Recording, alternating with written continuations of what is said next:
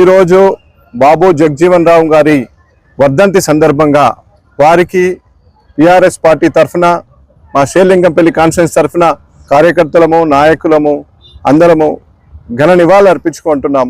వారు 1908 ఏప్రిల్ 5వ తేదీన చాందావా గ్రామంలో బీహార్ రాష్ట్రంలో జన్మించినటువంటి వ్యక్తి. దళిత అణగారిన వర్గాల కుటుంబంలో జన్మించిన వ్యక్తి. వారు బాల్యంలోనే ఈ అణగారిన కులాల ఇబ్బందులను ఫేస్ చేసినటువంటి వ్యక్తి. వారు బనారస్ యూనివర్సిటీ నుంచి కలకత్తా యూనివర్సిటీ నుంచి పట్టాలు పొందినటువంటి వ్యక్తి.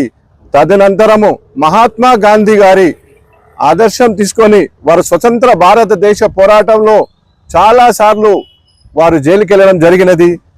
తదనంతరము భారతదేశం స్వతంత్రం వచ్చాక వారి సేవ 30 సంవత్సరాలు ఈ భారతదేశానికి రక్షణ మంత్రిగా, వ్యవసాయ శాఖ మంత్రిగా, భారత ఉప ప్రధానిగా తొలి దళిత వ్యక్తి చేసినటువంటి బాబు జగజీవన్ రామ్ గారి చరిత్ర మరవలేనిది, మర్చిపోలేనిది. ఈరోజు వారు చేసిన సేవ 1971లో వారు రక్షణ మంత్రిగా ఉన్నప్పుడే భారత్ పాకిస్తాన్ యుద్ధం వచ్చింది.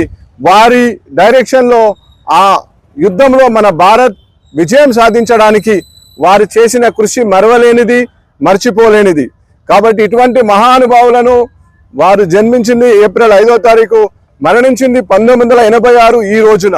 కాబట్టి వారికి జననం రోజు శుభాకాంక్షలు, మరణం రోజు వర్ధంతులు తెలియజేసుకుంటూ నివాళులు అర్పించుకుంటూ వారి మనము భవిష్యత్ తరాలకు, భవిష్యత్ సామాజిక వర్గాలకు అందరికీ తెలవాలి. జై భీమ్ అనే ఉద్యమాన్ని తీసుకొచ్చింది వారు.